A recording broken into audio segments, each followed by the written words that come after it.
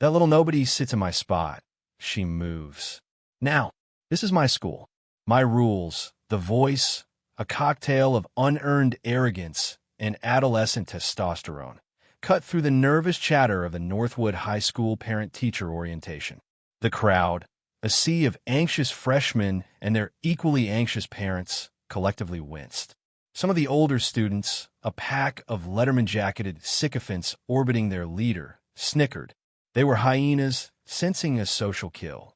The target of the pronouncement, a young girl named Maya with bright, intelligent eyes now clouded with apprehension, shrank in her seat in the front row of the auditorium. She clutched the strap of her backpack, her knuckles white. She had done nothing but arrive early, eager and hopeful, and choose a seat with a good view. But in the rigid, unspoken caste system of high school, she had committed a cardinal sin. She had trespassed on the territory of Kevin the King Thompson, a boy whose reputation was built not on character, but on charisma and cruelty. Standing beside her daughter, a woman of indeterminate age remained perfectly still. Her name was Eva Rostova. She was dressed in simple gray slacks and a plain blue button-down shirt, clothes that seemed designed for invisibility. Her hair was pulled back in a severe, practical bun, revealing a face that was neither beautiful nor plain, but simply present. It was a face etched with faint lines that spoke not of age, but of long hours spent staring into the sun, or perhaps into something far less forgiving. She held a worn paperback copy of Meditations by Marcus Aurelius, her thumb marking a page. She did not look at Kevin. She did not look at the snickering crowd. Her gaze remained fixed on her daughter, a silent, unmoving pillar of calm in a rising tide of humiliation. The silence stretched, thick and uncomfortable. Kevin, unused to being ignored, took a step closer, his chest puffed out. He was a caricature of high school royalty, tall, athletic, with a smile that never quite reached his eyes. "Hey, I'm talking to you," he sneered, directing his venom at Maya. "Are you deaf? Or just stupid?" He was performing, playing to his audience, reinforcing his dominance with every cruel word. A few parents shifted uncomfortably, exchanging worried glances, but none dared to intervene. To challenge the king was to invite his wrath upon your own child. It was a calculus of social survival they all understood. But then, a quiet movement broke the spell. Eva Rostova slowly, deliberately, closed her book, the soft thud of the cover echoing in the tense auditorium. She placed it on the empty seat beside her and turned, not with anger, not with fear, but with a placid neutrality that was more unsettling than any rage. Her eyes, a pale, clear gray, finally met Kevin's. They were not confrontational. They were analytical, like a geologist studying a rock formation. She was assessing, processing, categorizing. "That's enough," she said. Her voice was low, without inflection, a simple statement of fact. It carried no threat, no plea, no anger. It was the sound of a closing door. The sheer lack of emotion was a foreign concept to Kevin. He thrived on reaction, on fear and anger. Her calm was a personal insult. "Enough," he laughed, a harsh, barking sound. "Who the hell are you? Her librarian? Go check out a book, lady." The adults are talking, the hyenas laughed on cue. Maya looked up at her mother, her eyes pleading. But Eva's expression was unchanged. She was a granite cliff, and Kevin's insults were just waves, loud and foamy, crashing against her with no effect. A man in the back, the school's principal, a retired Marine colonel named Harrison, watched from the doorway, his arms crossed. He had seen bullies like Kevin Thompson his entire life, in barracks and boardrooms. But he had also seen quiet professionals. And as he watched the woman's stance, the perfect balance, the feet shoulder-width apart, the relaxed hands that were never far from her center, a flicker of recognition, a distant memory of something elite and disciplined began to stir in his mind. He saw not a librarian. He saw a weapon on safe. If you believe true strength doesn't need to raise its voice, type competence in the comments below. The confrontation had reached a tipping point. Eva's utter lack of reaction was a void, and Kevin's ego could not abide a void. It needed to be filled with noise, with dominance, with a tangible victory. He took another step, invading her personal space, his shadow falling over both mother and daughter. He was used to people flinching, looking away, conceding ground. Eva did none of these things. She simply stood there, occupying her space with an unshakable certainty. It was as if she were rooted to the very foundation of the building, an immovable object meeting a very loud, very resistible force. "You think you're tough?"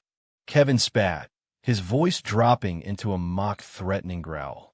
He was leaning in now, trying to use his size to intimidate her. He gestured dismissively at her. "Look at you. You're nothing. Just some sad, middle-aged mom who thinks she can tell me what to do." He turned his attention back to Maya, his cruelty sharpening. "You know, your mom's embarrassing you. If she had any respect for you, she'd just walk away and let you learn your place." The words were designed to sever the bond between them, to isolate Maya by weaponizing her own potential embarrassment. It was a sophisticated piece of psychological bullying, and for a moment it worked. Maya's eyes welled up, her face flushed with a mixture of fear and shame. This public spectacle was a teenager's worst nightmare. Eva saw the shift in her daughter. For the first time, a flicker of something moved behind her placid gray eyes. It wasn't anger. It was decision. The time for observation was over. The time for action had arrived. She took a half step forward, placing herself squarely between Kevin and her daughter. The movement was subtle, economical, yet it completely altered the geometry of the confrontation. She was now a shield. "Leave my daughter alone," she said. The words were identical in tone to her previous statement. Low, flat, final. But the context had changed. This was no longer a request. It was an instruction. It was a line drawn in the sand. This final, quiet defiance was the spark that lit Kevin's fuse. His entire identity was built on the premise that he was the strongest, the most important person in any room. This unassuming woman's refusal to bend to his will was an existential threat. Rage, pure and unfiltered, contorted his features. The charming facade crumbled, revealing the ugly insecurity beneath. "You want to protect her?" he roared, his voice cracking with fury. "You can't protect anyone." And then, he made the gravest mistake of his young life. He reached out not to hit but to shove. It was a push of contempt, a gesture meant to physically dismiss her, to move her out of his way like an inanimate object. He intended to put her on the ground, to complete the humiliation and re-establish his dominance in the most primal way possible. The crowd gasped. Several parents started to rise from their seats. Principal Harrison, in the doorway, tensed, ready to move. He had seen this 100 times before. The loud, clumsy escalation. The point of no return. But he, like everyone else, was expecting a typical outcome. A shocked woman stumbling backward, a triumphant bully, a messy aftermath. What they were about to witness belonged to a different reality entirely. The world seemed to slow down. For the spectators, Kevin's hand moved in a blur of aggression. But for Eva, it was moving through molasses. The narrator's voice would later describe it not as a fight, but as a physics problem being solved in real time. Kevin's push was an incoming vector of force, crude and inefficient. Her mind, honed by decades of training in the most unforgiving environments on Earth, processed the data instantly. His velocity, his trajectory, the overextension of his shoulder, the unstable planting of his feet. He was not a threat. He was a set of predictable variables. As his palm made contact with her shoulder, she did not resist the force. To resist is to absorb. Instead, she yielded. She flowed with it. She pivoted on the ball of her left foot, her body rotating in perfect harmony with his forward momentum. What should have been a violent impact became a seamless, fluid redirection. His forward energy, now finding no resistance, became his own enemy, pulling him off balance and deeper into her space. He was no longer pushing her. He was falling past her. In that same fraction of a second, as she pivoted, her right hand moved. It was not a punch. A punch is a blunt instrument. This was the work of a surgeon. Her hand, open and relaxed, rose in a gentle arc. Her fingers, held together with practiced precision, targeted a specific point on the side of his neck, just below the earlobe. The brachial plexus, a complex network of nerves that controls the arm and hand. It was a move not designed to injure, but to temporarily disable. A human off switch. The contact was almost silent. A soft tap. There was no crack of bone, no thud of a heavy blow. It was a touch, delivered with the speed of a striking snake and the precision of a master calligrapher. For Kevin, the world simply ceased to function correctly. One moment, he was a vessel of righteous fury. The next, a profound and baffling shut-down message cascaded through his nervous system. The entire right side of his body went numb. His arm, the one he had used to push her, fell limp and useless at his side. His legs, suddenly disconnected from his brain's commands, buckled beneath him. He didn't fall so much as fold. He collapsed onto the auditorium floor in a heap of confused limbs, not unconscious, but utterly, bewilderingly neutralized. He landed with a soft thud, the only sound in a now deafening silence. The entire sequence, from the beginning of his push to his collapse on the floor, had taken less than 12 seconds. Eva Rostova stood over him, her posture unchanged. She had not even broken a sweat. Her hands were relaxed at her sides. Her expression was the same calm, neutral mask it had been all along. She looked down at the fallen king of Northwood High, not with triumph, not with anger, but with the detached pity one might feel for a child who has touched a hot stove after being warned. The silence that followed was absolute. It was a heavy, weighted silence, thick with disbelief and awe. The snickering had died in the throats of Kevin's friends. Their jaws hung open, their faces a comical tableau of shock. The parents, who had been rising to intervene, were frozen mid-motion. Maya stared, her own tears forgotten, her mind struggling to reconcile the quiet, book-loving woman she knew as her mother with the impossible display of competence she had just witnessed. In the doorway, Principal Harrison slowly uncrossed his arms. A single, knowing phrase echoed in his mind, a piece of old wisdom from his days in the Corps: beware the quiet man. For while the loud man is talking, the quiet man is observing. And when the loud man is finally finished, the quiet man will have already won. He had just seen that proverb brought to life, not by a man, but by a librarian in a blue button-down shirt. And he knew, with a certainty that chilled him to the bone, that this was no ordinary parent. The silence in the auditorium was a living entity, a physical presence that pressed in on everyone. It was the sound of 100 different assumptions shattering at once. The students looked from a heap on the floor that was Kevin Thompson to the still figure of Eva Rostova, their brains refusing to compute the data. It was like watching a house cat fell a charging rhinoceros. It defied the known laws of their social universe. Kevin, on the floor, was the first to break the stillness. He tried to push himself up, but his right arm refused to obey his commands. A look of pure, unadulterated panic crossed his face. It wasn't pain. It was the terror of disconnection, of his own body betraying him. I can't move my arm, he stammered, his voice no longer a confident boom, but a frightened, reedy whisper. The king had been dethroned, not by a show of greater force, but by an application of superior knowledge so profound it felt like magic. Eva simply looked down at him. "It will pass," she stated, her voice as calm as ever. "Feeling will return in a few minutes. Consider it a lesson in cause and effect." There was no malice in her words, only the dispassionate tone of a teacher explaining a difficult concept. Then, the spell was broken by the sound of firm, measured footsteps. Principal Harrison strode into the center of the room, his presence immediately commanding attention.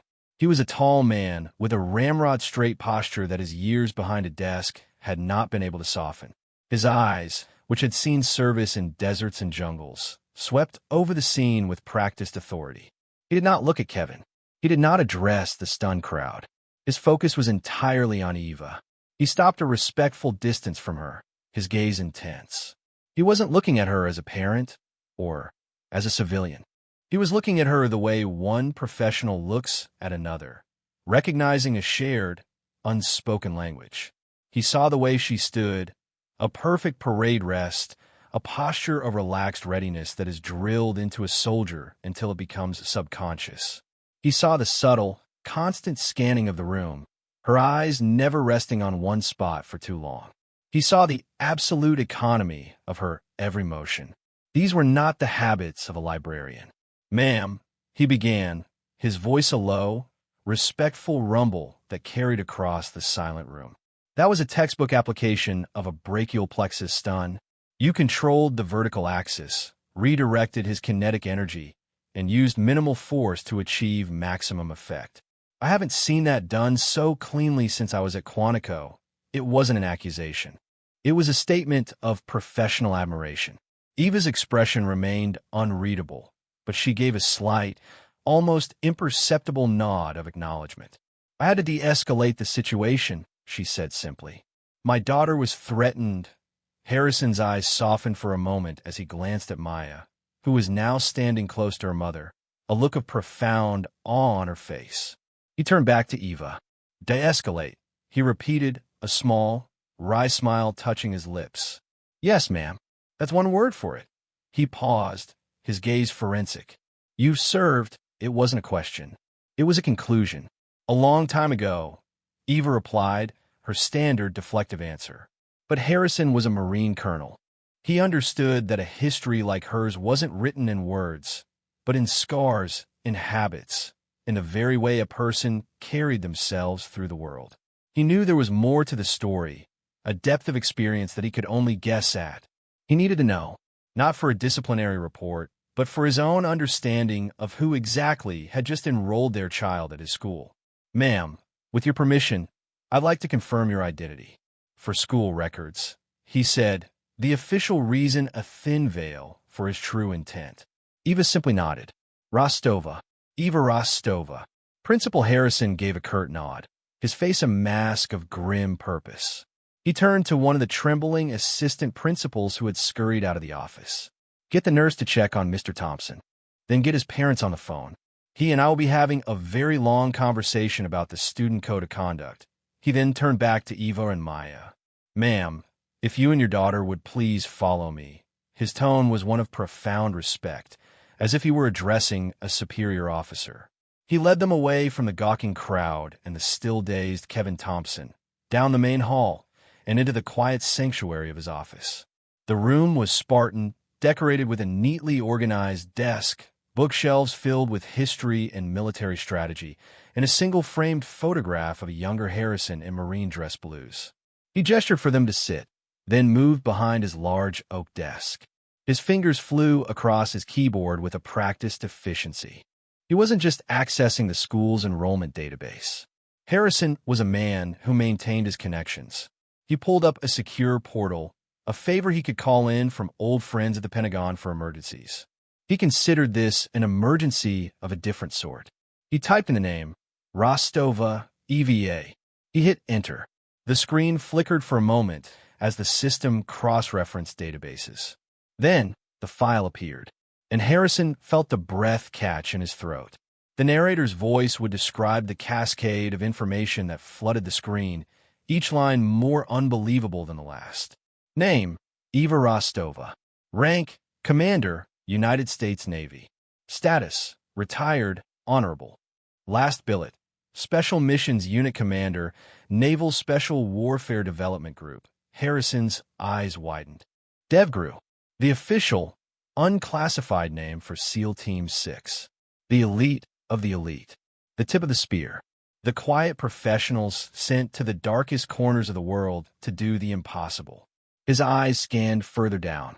Service history, 22 years.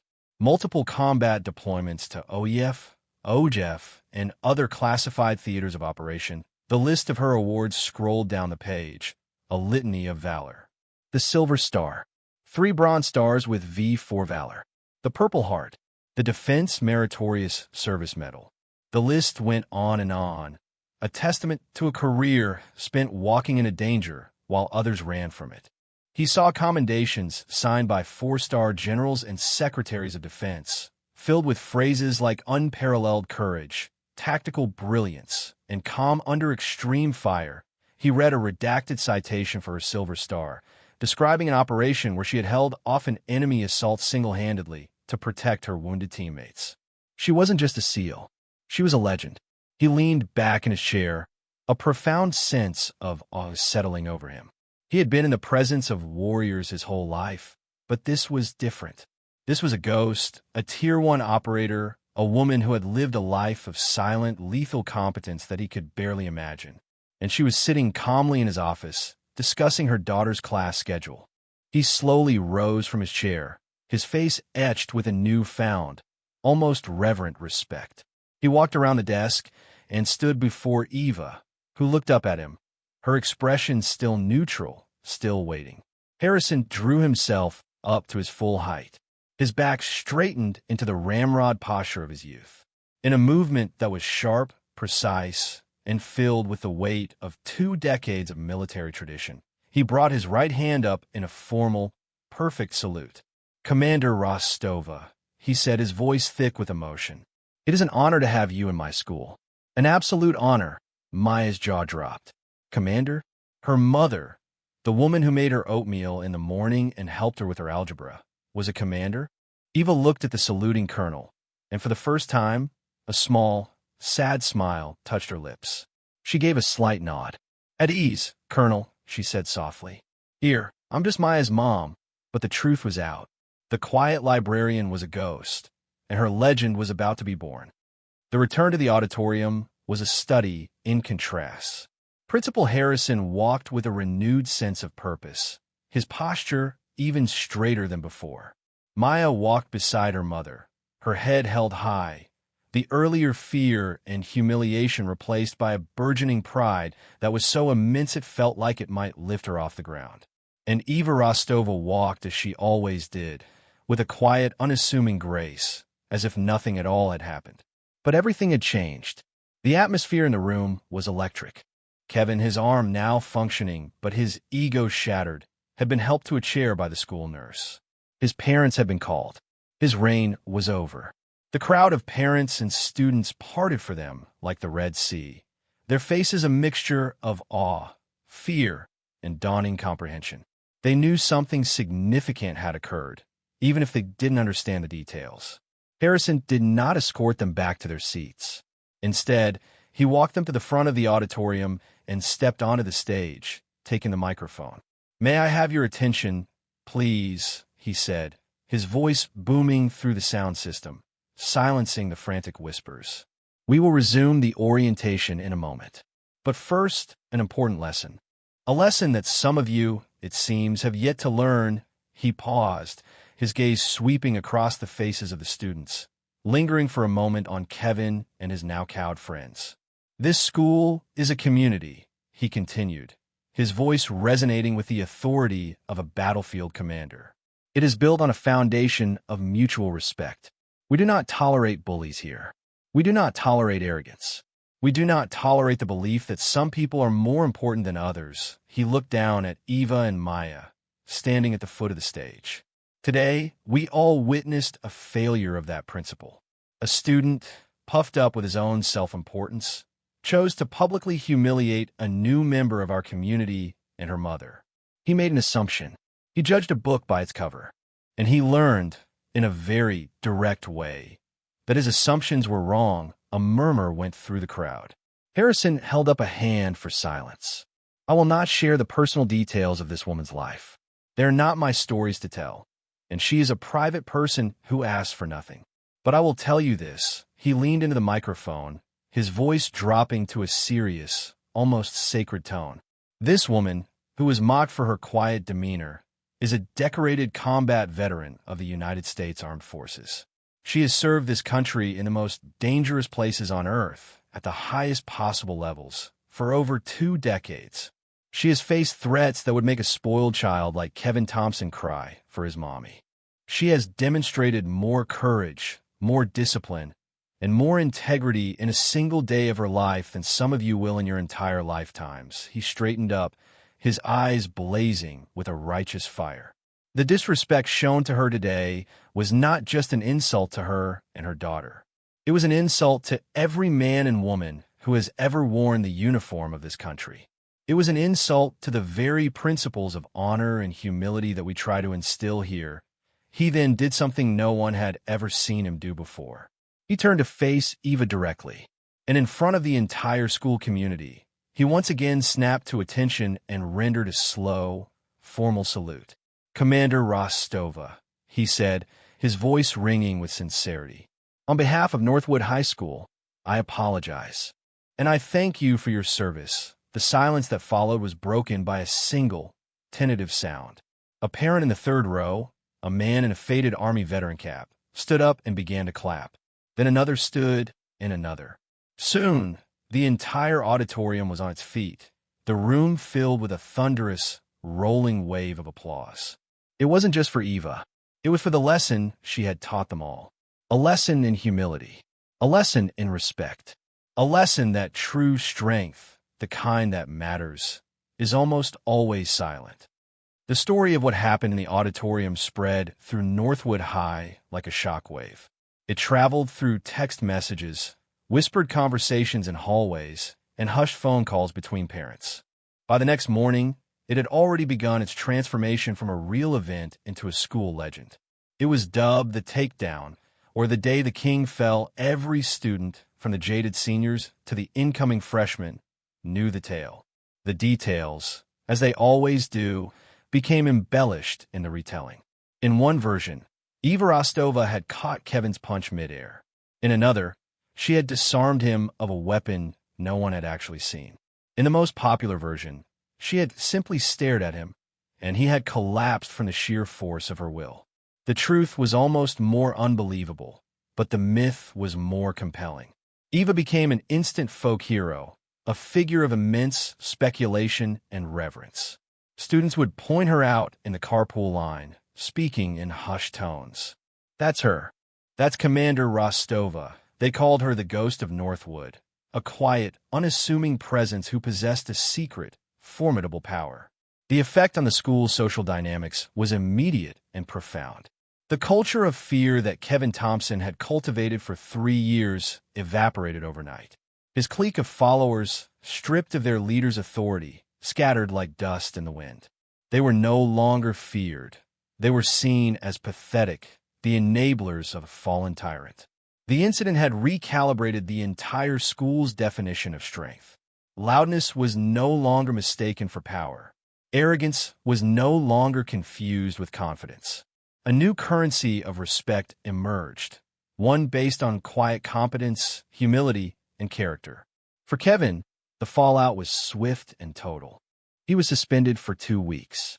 He was stripped of his title as football captain, but the official punishments paled in comparison to the social consequences.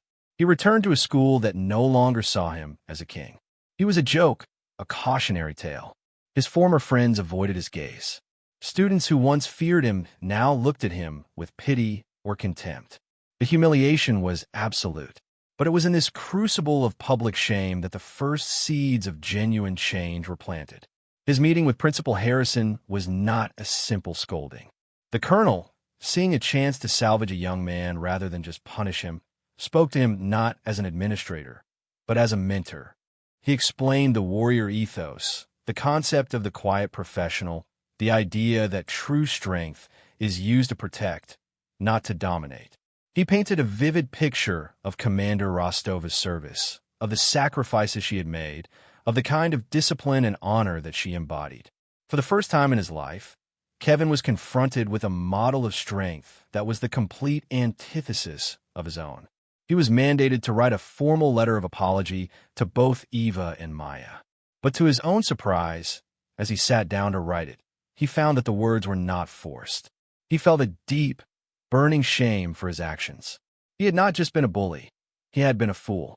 He had stood in the presence of greatness and had been too blind and arrogant to see it.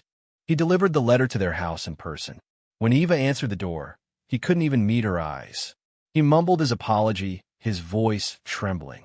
Eva simply took the letter and nodded. "Everyone makes mistakes, Kevin," she said, her voice devoid of judgment.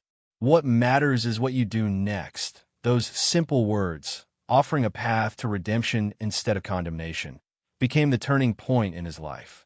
The following week, Kevin Thompson, the former king of Northwood High, walked into the JROTC classroom and quietly enrolled. He started at the bottom, learning to march, to shine his shoes, to say yes, sir, and no, sir. He was learning a new kind of discipline, one forged not in ego, but in humility and service. Eva Rostova, for her part, wanted nothing to do with the legend that was growing around her. She actively shunned the spotlight. When parents tried to thank her or praise her at school events, she would politely deflect the conversation back to their children or the topic at hand.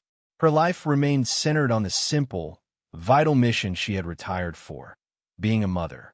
She made Maya's lunch every morning. She helped her navigate the complex social landscape of a new school. She listened. Her quiet, steady presence was the anchor in her daughter's life.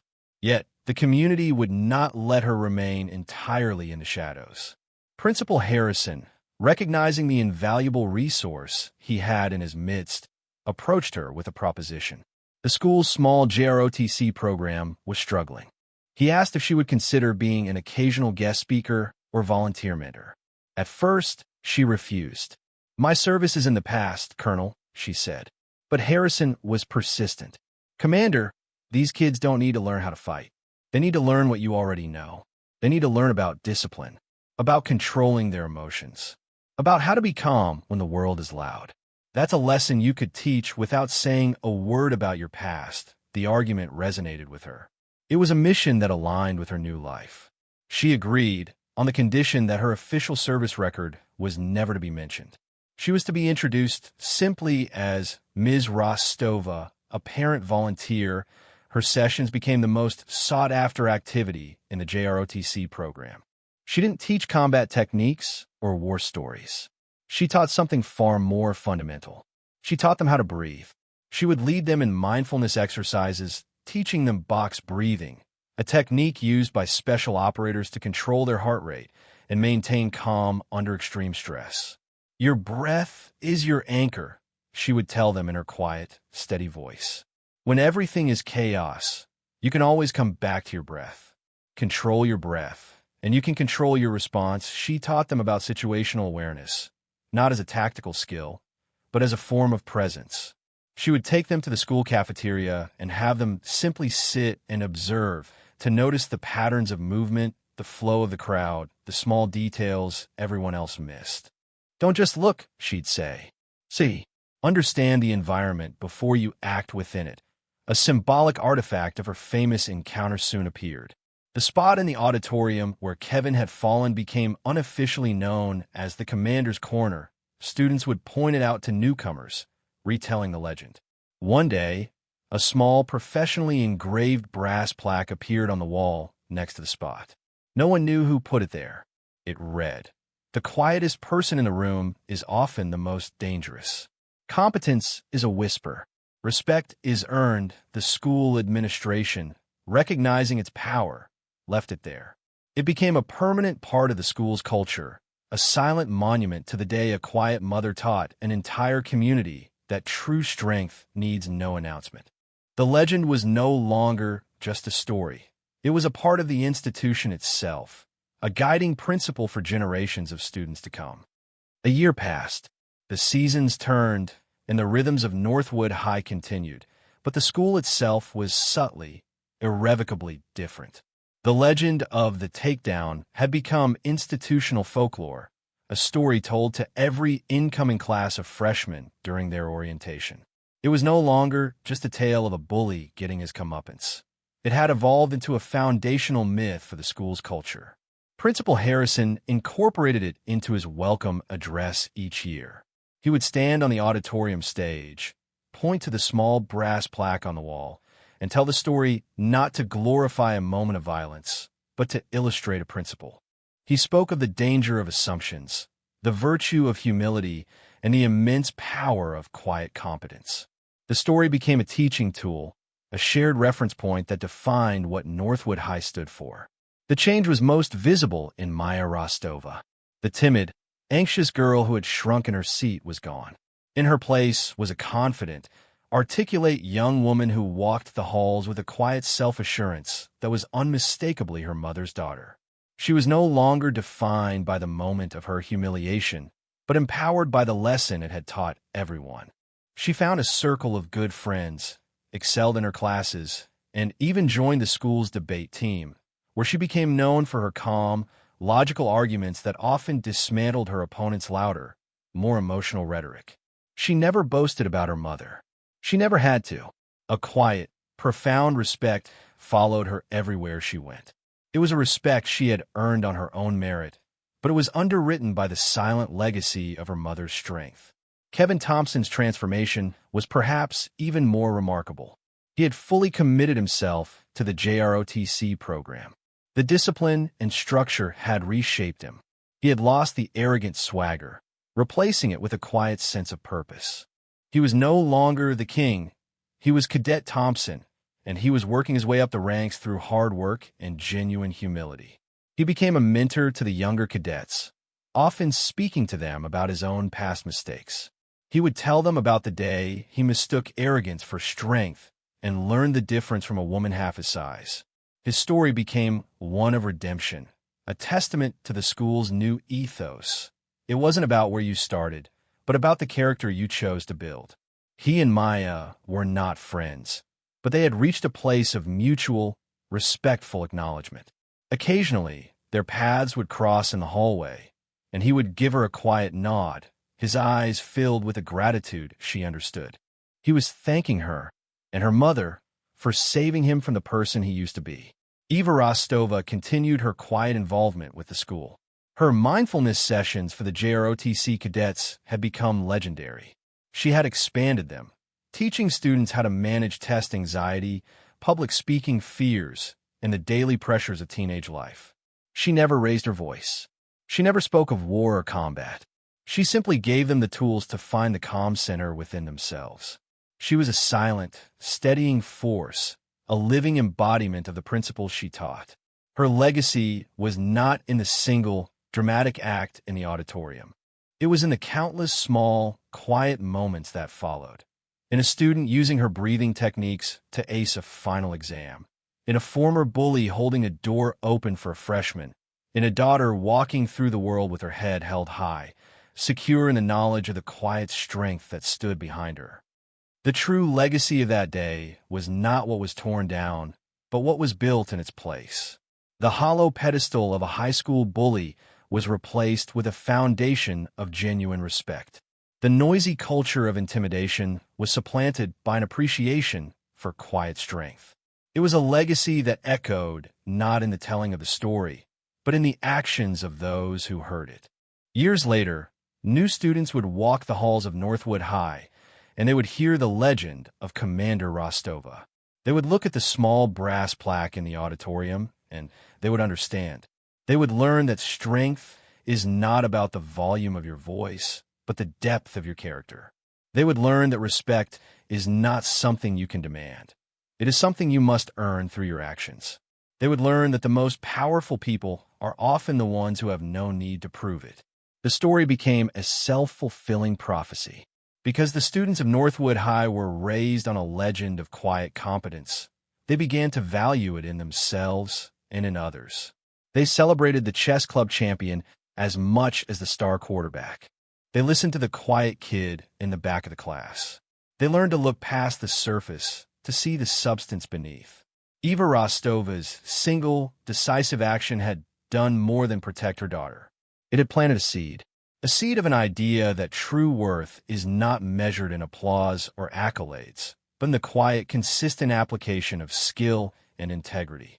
It is measured in the calm you maintain when others lose theirs. It is measured in the discipline to do the right thing when no one is watching.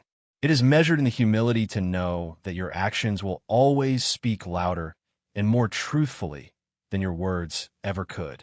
Her legacy was not a moment frozen in time.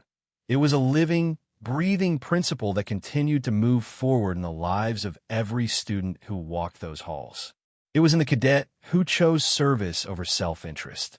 It was in the debater who chose logic over loudness. It was in the daughter who grew into a woman defined by her own quiet strength. True power isn't about the battles you win. It's about the peace you create, the standards you set, and the character you inspire in others. Eva Rostova never sought to be a hero. She was just being a mom. But in doing so, she became a legend, a quiet professional whose silent lesson would echo for generations. For more stories where quiet competence triumphs over loud arrogance, and where silent strength defines true worth, subscribe to Unknown Heroine Tales.